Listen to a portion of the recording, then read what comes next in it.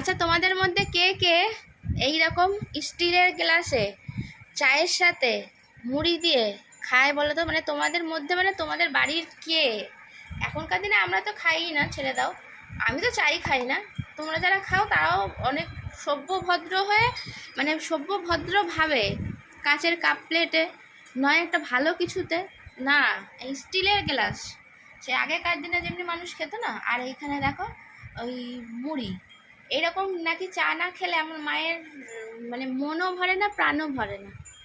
তোমাদের কার কার বাড়িতে এরকম মানুষ আছে বলো?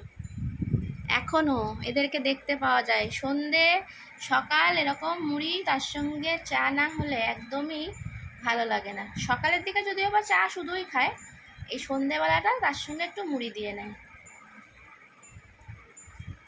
আগেকার তো সবাই এরকম খেত বলা, চায়ের সাথে মুড়ি খেতেই বেশি পছন্দ করতো আর কি। সেই অভ্যাসটা তুমি ছাড়তে পারছো না মোটেই।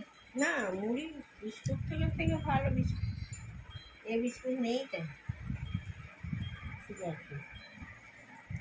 কার কার দেখে মনে পড়ে যাচ্ছে অনেক কিছু কথা বলো তো? এরকম চা মুড়ি, দুধ চা মুড়ি, চিনি ছাড়া দুধ চা।